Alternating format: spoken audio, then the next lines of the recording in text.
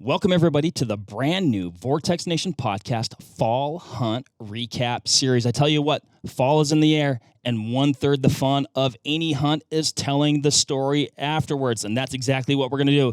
We're going to tell the stories of folks here internally at Vortex, folks externally as well. We're going to do them as real time as possible, as close to the close of these hunts as we can to capture the essence of the hunt, the energy of the hunt, and hopefully give you some information you can take to the field. Tune in, listen up, let's start the show.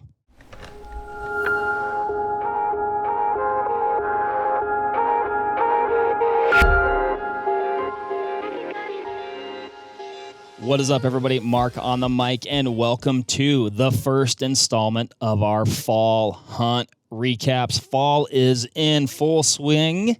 It is hard to believe, and to break down one of the coolest hunts I think there is going in existence, we have Zack from PN Wild, Pacific North Wild.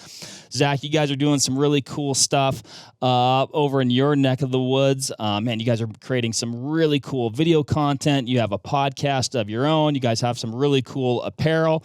And one thing that I really like about you guys is you are ardent bear hunters. You take it as serious as anybody I know. And man, I respect that move. It's killing me right now. I actually went home last week to, I guess, it's like you're trading good for good, right? I went home last week to go salmon fishing with my girls to hopefully ignite their salmon fishing fire. Boy, I reignited mine. I'm not sure where theirs is at, but still have a little bit of hope left. But because of that, I didn't get to go bear hunting this year, and so I'm gonna have to live vicariously through you guys and the rest of the PN Wild team. So, man, give me the update, man. What have you guys been up to? You've been in the bear woods since August 1. It's an August 1 opener, which is one thing that I always think is super cool about that hunt is like you can be in the woods with a rifle in August. Come on, does it get any better? So I'm gonna quit talking. As you can see, I'm super excited about this. Zack, give us the rundown. Dude, I fully understand that excitement level. It's something that we really look forward to every year is that August 1st opener. This year we did have a few little changes with a handful of regions going to an August 15th opener. So we had to kind of shuck and jive a little bit to kind of get into some other spots for that August 1st, but I've been out like a morning or an evening with some like full days and weekends and stuff mixed in there. Basically, like, what are we there? We're at the 27th. I'd say I've been out 20 days of the 27 so far, at least with a morning or an evening. That early season, we've kind of targeted more on that lowland logging road country kind of stuff, getting into some lowland blackberries and things like that are ripening up earlier. I was out there, saw a lot of sign, lots of ripped up stumps and things like that, and just couldn't turn up any bears. And then just last week, I finally turned up my first bear, and it was at a higher elevation, finally hitting the huckleberries and just going to town on them. So I think it's really starting to pick up right now. Jeff and a buddy were out last week as well, turned up a couple bears. Just too far and kind of moving around a lot. But I think it's going to start to get really good here in this tail end of August and beginning portion of September. Yeah, I mean, I've done that hunt. I guess I didn't take it as seriously as I should have when I lived back there, and then I really got into bear hunting about that, the 2004 time frame. I've done that hunt back in Washington 3 times, and actually kind of at 3 different times during the month. One time I went, about the first week of August and wanted to hunt up high because of that's the place that I wanted to be. Yeah. Wasn't where the bears were. Everything up high, the berries or the huckleberries were just, and blueberries were just little green BBs, So, and I think that's kind of a really cool tip. And you guys were doing it right when you start early, or oftentimes early in the year. The berries and the food that the bears are on is down low, and then they kind of migrate up as those berries ripen. And so you almost can get several different types of hunts through the month of August, and then you get to this time frame, and that is where that high country generally really starts to I guess, catch fire. Well, sometimes it's on fire in the summer. When I hunted it Can be. 2 years ago, we had about 5 different fires burning in pretty close proximity to us, and there was a lot of smoke in the air. But the berries just ripen up top, and the bears come out, and you can get on them. And you mentioned something, spotting bears, but they're on the move. If you get them in the right spot, they're going to stay put for a while. But it sounds like you guys have seen some bears, but they're just not staying put, huh? Yeah. The one that I saw last week was finally like honing in on one face and really sitting tight. And so, like I said, I think it's going to start to get really good here. Last year was really really tough. The bears just weren't sticking tight because I think the berries we didn't have a very good berry crop in the high country the last really 2 years, and so you'd catch a bear and it would just be moving all the time. Like you could just tell it was in search mode. It was looking for a food source because there just wasn't that dedicated like heavy condensed berry crop where they're used to finding them. So those bears were almost in like a spring pattern where they were just moving constantly. Whereas when those berries are good and those bears are condensed in, we've glassed a bear first thing in the morning and it hasn't moved 200 yards in 10 hours. It's just a lawnmower back and forth across that berry field, and just it allows you that time to like make your stock and get in there and things like that, where when you're up in the high country like you've seen, you're going to glass a bear 2 miles away and you got to run a ridge, you got to go down one canyon up the other. You're going to need some time to get into position to make a shot. And so when those bears are just focused in on a berry crop, that's your best opportunity. And like you kind of alluded to, there's a lot of different ways that you can hunt bears here in Washington, and we try to kind of do a little bit of everything. A couple years ago, we had a phenomenal year, and it was the berries did exactly what we wanted them to, where they ripen at the creek bottoms, and then when the creek bottoms burnt out, that next elevation band was ripe. And then when that band burnt out, the next elevation band was right. So you could really focus in on elevation bands where those bears were going to be. And we start low. We were hitting like June berries or Saskatoon berries. We're down in the creek bottoms, choke cherries, things like that. And then as those started to burn out, then it started to work the huckleberries up those walls all the way up from, we started at 2,500 feet in elevation and we ended our season at 7,000 feet. Yeah, up in those really low to the ground blueberry huckleberry bushes up there. And that's the perfect scenario for a bear hunter, is being able to like target those certain elevations. Whereas this year we have an outstanding berry crop. But they're everywhere. Like the entire mountain ripened at the same time, basically. So those bears, I think, are just really spread out right now. And that's where I think this end of August, early September is going to start to get good, because like areas are starting to burn up now. So they're going to start to have to focus in on what is left and what's ripe. So I think it's going to really start to turn on here in the next week. Gotcha. Yeah, I mean, it's interesting. It's like almost like for, the last maybe week or so, you've had a little bit of too much of a good thing, right? Which is, hey, that's great for the bears. But hopefully you'll see them start to, like you said, focus, or, get focused down on maybe some more isolated food sources. I saw that same thing 2 years ago, which it kind of made for tough hunting. We were seeing bears, but on the faces that you'd think were like more of your traditional berry field type stuff, they were burned up, they were done, right? But down in the bottoms, or I'd say, down in the bottom of the valley, just below these faces, there were still berries intermingled within, some jack firs and things like that. It was fairly thick down there with some openings. We had one opportunity to bear down there, but outside of that, we saw some bears, but just, little flickers in and out, and they're gone. You were never going to go put a stalk on one down there, and with, unless you just got somehow insanely lucky, right? But like you said, hopefully this coming week, they're going to be out, they're going to be focused in on some more isolated food sources that are glassable, and you guys can make your move. Yeah. I mean, Labor Day weekend is typically it's a mainstay on our calendar for chasing bears. With the added day and things like that, it makes a lot of sense. But also, like, that end of August and that first little chunk of September when Labor Day falls, it's really hard to beat that time frame for high country berries being ripe. It's just kind of a, I don't want to say it's a hard and fast rule, but it's as close to a given as you can get, you know. And so for guys that are looking for, you know, if they were looking to come out and do a bear hunt and like asked me, hey, I got 5 days, what 5 days should I take? It would be those 5 days right around Labor Day weekend. Yeah, I think the week leading up to and including that weekend and the week after can be certainly be a sweet spot. But depending on where you're at, boy, I wouldn't neglect some other times of the month. I've got a different buddy of mine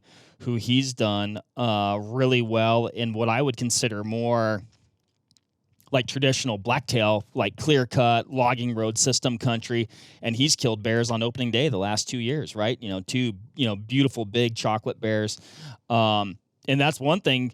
When we were planning this podcast, like this year's a little bit of an outlier for you guys because you're a few of the guys that I know that generally on August 1 have one or two bears down like right off the bat. So I don't know, maybe hopefully we didn't jinx it this year by scheduling this, but No, I think it's tough, and with like kind of one of our big main spots being pushed back to that August 15th opener, especially for August 1st lowland creek bottom stuff, like that was kind of a go-to for us. And since it got pushed back 2 weeks, we did end up checking it a couple weeks ago when it opened, and it just kind of like we expected. It was a little bit burnt up. There were some berries still in there, but not enough. And so it was like, okay, I think it's time to start moving up the mountain, and that's all east side stuff. So if you're like your buddy who's hunting the west side and logging roads and things like that, like that August 1st can be perfect for that. You get these low lying,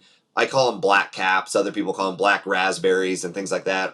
They run along like the roads and inside the clear cuts. They really low to the ground, and those are typically ripe end of July, early August, and that's what those clear cut bears are typically focused on. They're moving off of stumps and onto those berries as they're getting ripe. So there's a lot of options. There's that's the other cool thing about Washington with bears is, like I said, you can hunt them from the coast, at sea level, all the way up to 7,000 feet at the highest points in the Cascades.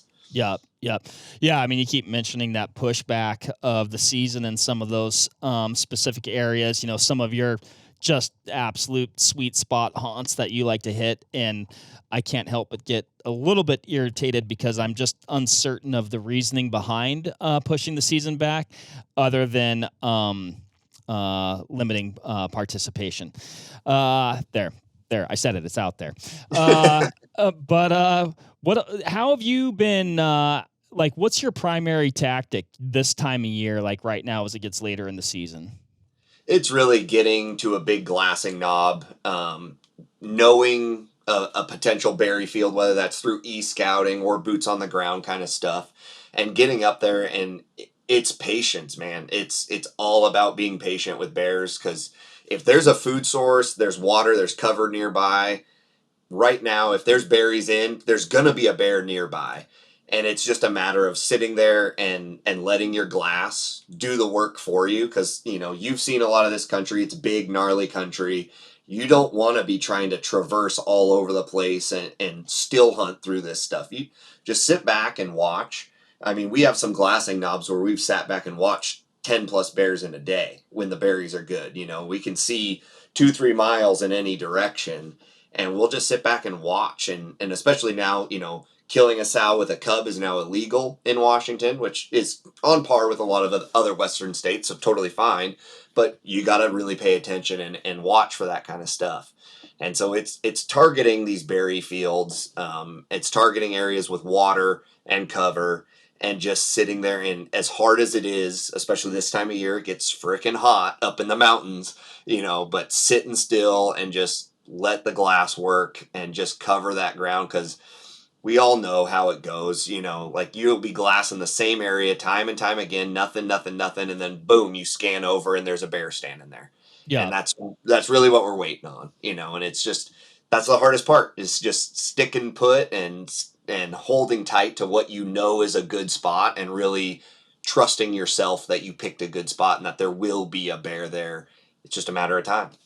For sure, for sure. And, and it doesn't hurt to, if you're in a group, which, I mean, this is probably pretty common knowledge, but spread out a little bit. I mean, it's always Yep. fun to sit together. I mean, I like to do it, and sometimes I'll do it at the detriment of, maybe the potential of spotting a bear, right? Just because you want to sit next to your buddy and glass together, but just a little bit difference of perspective. I know 2 years ago, me and my buddy Joey Pyburn and I were hunting together, and I was glassing where we'd seen some bears, and he was actually just over the top of a knife ridge that we were glassing from. I mean, he was only probably 10 yards away, but boom, he glassed a bear right on the other side that I never would have seen, right? So, I mean, we really upped our odds by 50% by moving 10 yards. Yep. Yeah, we absolutely do that as well. We'll get to like kind of a main glassing knob first thing, and we might sit down for the first 20 minutes together, 30 minutes together, especially if we have like one wall that we're like, this is a really good wall. Let's all hammer it really quick. And then as time kind of goes by, we all kind of start to, meander around, run the trail out a couple 100 yards, peek into a different basin, or just get a different angle on the same spot and just kind of see, and we'll end up picking out bears, and then you just wave your buddy over and you just go from there. But yeah, we absolutely utilize that tactic as well, as just kind of spread out, everyone covers a different little chunk, and then we go from there. When you spot a bear, like what's your next move? I mean, are you, like you said, you want to make sure that it's an adult bear by itself. Outside of that, are you watching it for a little while just to check on its demeanor? Is it staying put? Do we think it's going to be here for a while? What's your next move there? Yeah, 100%. We'll typically, we do 99% of our glassing through our binos. And so the first thing that we'll do is someone will swap over to a spotting scope and start to like really kind of look in tighter at that bear, watch how it's moving, watch what it's doing, get our phones on there to start recording and getting footage and stuff, and kind of sizing it up. We tend to see enough bears in a season to where we don't have to just go after the first bear that we see. We can kind of look at them and really judge kind of what we're looking at. We don't want to shoot just like a small, year and a half, 2-year-old bear. We're looking for, an average bear in Washington's 150, 180 pounds. And so we're looking for at least that level and up, but a bear that's 3-4 years old and older. And so we'll sit there, watch it, see what it's doing, especially if we're in a group. One person will kind of keep tabs on the bear while one other person or two other people are formulating a plan on like, okay, here's where it's at. Okay, how far is it? Okay, here's another knob that we can get to. How far will that be? And start really kind of putting together a plan of, if it's a bear that we want to go and attack, how can we then now do that most effectively, and where are we going to be able to get to that's going to give us a great shot opportunity and get in tight enough to do so? Because I mean, a lot of these times we're glassing them from 1,000 to 2,000 yards away, so we're looking to cut a substantial amount of distance off. And so then the other kind of people, while someone's watching it and just keeping tabs on the bear, will formulate that plan and then kind of start mapping it out on your phone or whatever you need to do, and then start cleaning up the garage sale that inevitably happens when we're all sitting there. Yeah, it's interesting. Yeah, you spot that bear and you're like, oh yeah, I guess I got to pick up my things. Where's my water bottle? Where's my sit pad? Where's my Yeah, and I mean, sometimes those mornings are cold, so you're sat down and you've put all your puffy stuff on now, and you're sitting there and you're just like, okay, now I'm gonna get hot and sweaty, so I got to put all this crap away and get ready to go, because we're gonna be dropping 1,000 feet in elevation, climbing up to another knob that's 500 feet above, and then hopefully packing out a bear. So there's a lot that goes into it, but it's pretty standard where someone keeps eyes on that animal at all times, follows them around, and just the other guys kind of take care of the planning and the execution of what we're going to embark on afterwards. Gotcha. Yeah, I mean, you mentioned the weather. for whatever reason in my head, I'm always like, oh, it's going to be August. It's going to be beautiful. And it oftentimes is, but man, I've had my water freeze in August up there. The last time I hunted, I got snowed on and fogged in and rained in for a couple days. And then you get, 80 degrees and bluebird the next day, right? So it is super variable. The bad part about that is you can't really limit what you put in your pack. It's got to be like your typical mountain hunt where got to be prepared for everything, and you probably are going to need everything. Yeah, exactly. We're typically, we'll bring a tarp, a small lightweight tarp to set up and glass under if a rainstorm comes in or middle of the day when it's super hot and you want to create some shade for yourself. So we'll always have a tarp with us. I mean, Jeff for sure always has all of his puffy stuff because he's the coldest person on the planet. Good man. Yeah, but we always typically have our puffy stuff and at least a rain shell for the top. We might not bring rain pants, but at least a rain shell for the top, even to buck wind if it gets really windy up on top of some of those mountains. Anytime that you're in the mountains up at 6 to 7,000 feet, weather can change in an instant. Wind is always going to be a factor. And so, I'd rather carry 7 to 8 extra pounds of gear versus being soaking wet, super uncomfortable, or having to leave and go back to the truck because you're not going to kill anything there. No, yeah, I'd rather be prepared and be able to stay than have to punch out early. Exactly. So you guys, what have you seen for bears this year? It sounds like it's been a little bit skinnier than normal. It has. It's been a bit slow. I saw one last week.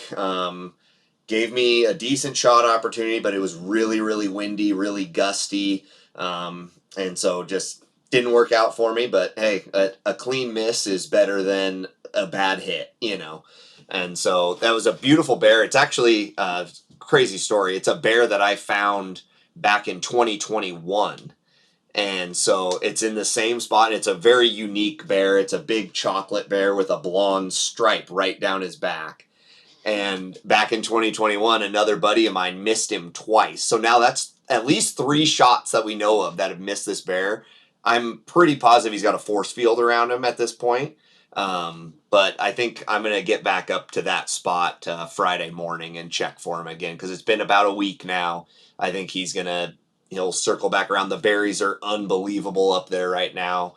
I spotted him the evening before. He was right there again in the morning. So I think I got a decent chance to hopefully turn him up again because I want that bear really bad with the history that we have and things like that. And that's a West Side bear. That's not our typical big mountain stuff. It's down in the South Central Cascades. So be going after that. And then last week Jeff and his buddy went out to kind of our more normal spot and finally found a couple bears, but they were just cruising country and didn't settle in and give them a shot opportunity before they got into some of that kind of jack fir, reprod, old burn timber stuff. And so just got into the thick stuff and just kind of gave them the slip. They sat on them all day and just never came back out. It was one of those days where I think Jeff said it was 98 degrees in the middle of the day. So just a brutally hot day. So I'm sure that bear went down to the creek and hung out in the shade and in the cool breeze down in those creek bottoms.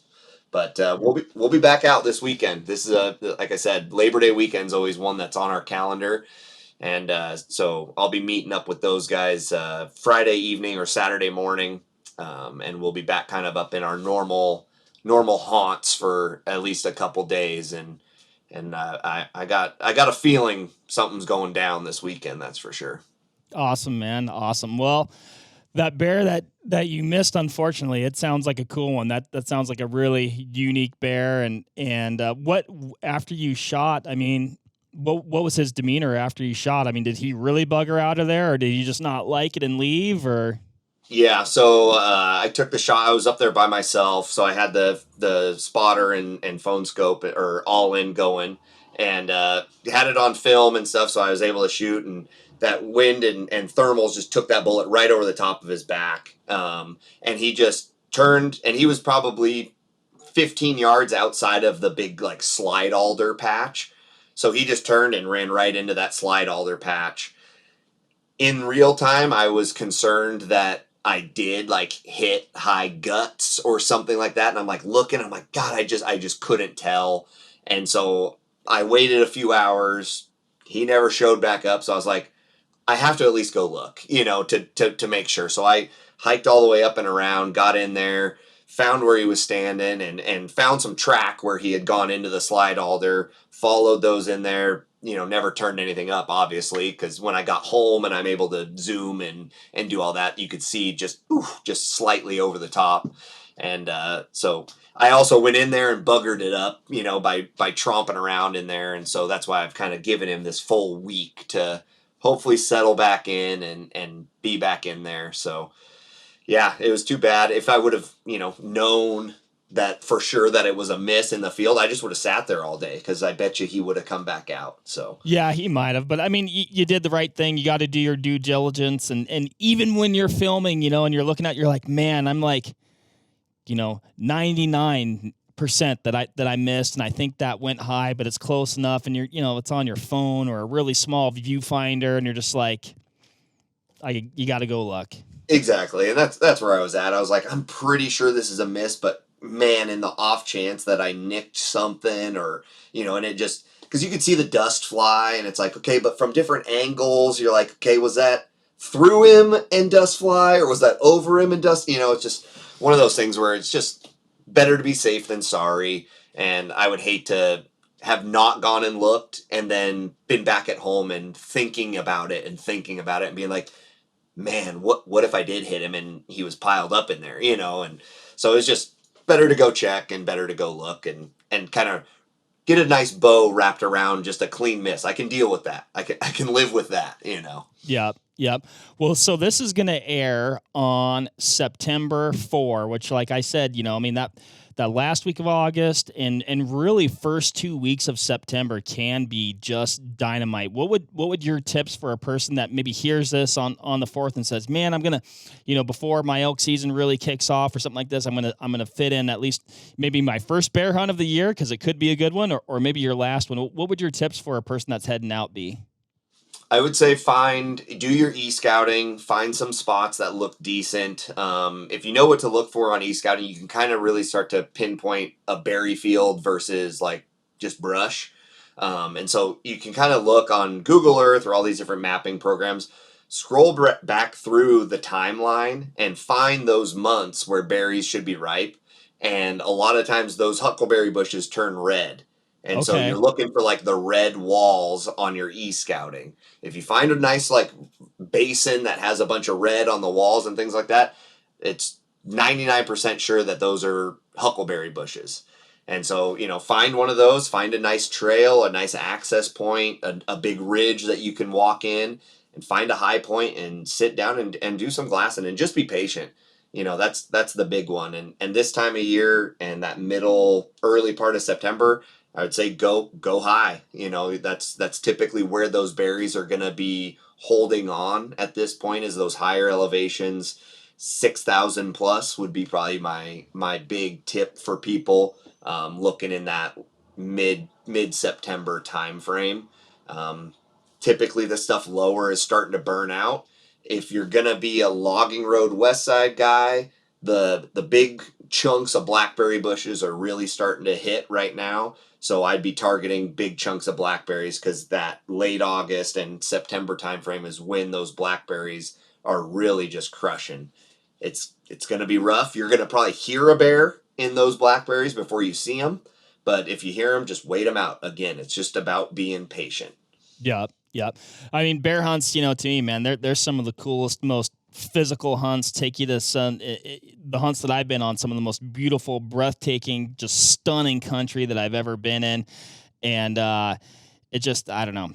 I'm completely captivated by the animals themselves and where they live. And I would encourage anybody to give it a try if they haven't.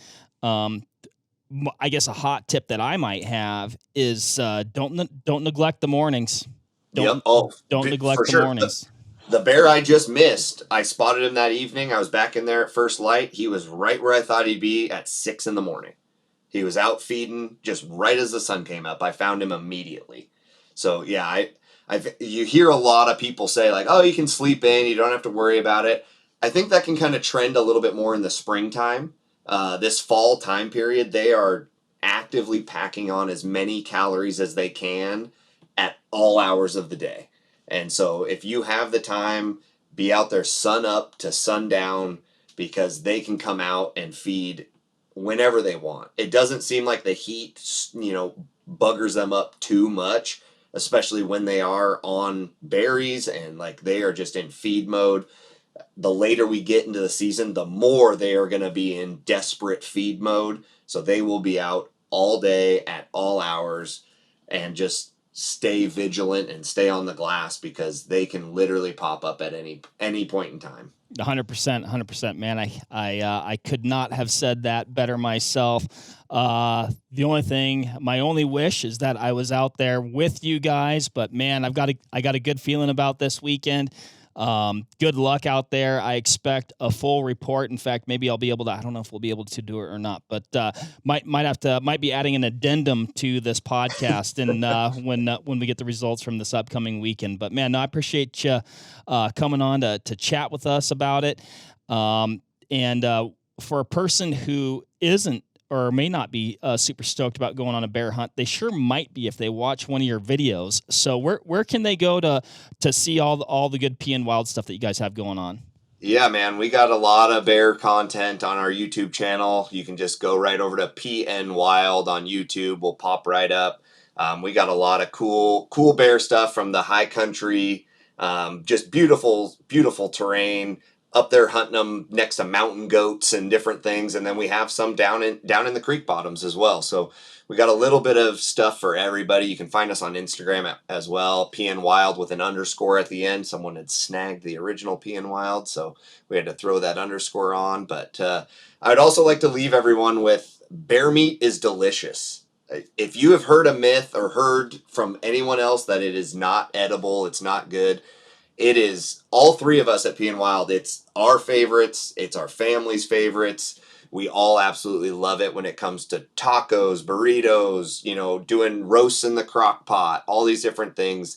Bear meat is absolutely phenomenal, especially when you're getting them up in that high country. They're eating huckleberries. The bear fat is unbelievable for cooking. You can use it for, waterproofing your boots. You can use it for all different types of things, and it's just an awesome animal. They're my favorite animal to just watch and witness move across the landscape out in the wild. So if you haven't been fortunate enough to do so yet, I can't suggest bear hunting enough, and just getting out there and watching them, seeing them. They're all goofy and they have their own character, and like they move in certain ways. The smaller bears are always skittish and moving around and jumping around, and those big bears just don't care at all. They just tromp around and roll through an entire basin. They don't even think twice. And so they're just such cool animals, and I can't say enough good things about bears, bear hunting, eating bears. It's all cool. No, I mean, I think once you do it, or if you know, it's kind of, if you know, and man, they're just a neat critter to chase, and like you, I love the meat. In fact, I've got some from my fall bear last year thawing in my refrigerator as we speak. So, yeah, it's just I don't know, man. It's all aces when it comes to bears. So. Yep. Yeah, it's just a cool special deal, and I mean, Washington has it's probably our best hunt. It's our best opportunity hunt, being residents or a non-resident. I mean, it's fairly inexpensive as a non-resident to come out and chase bears. So I mean, that's kind of what we have to offer, as far as a really good opportunity hunt to put some meat in the freezer, see a lot of animals, and see some cool country. Yep, for sure. So, well, awesome, Zach. Like I said, man, I appreciate you taking the time to come on. I'm excited for the season that you've had so far, and really excited about the next couple weeks here. Good luck out there. I expect a full report. For everybody out there, there is still time. As you're listening to this, you could possibly plan your hunt. There's still, I mean, the season goes beyond those last, but. That's kind of the sweet spot there. So it is. But yeah, thanks everybody for listening, and man, good luck out there. We'll catch you on the next one. Bye.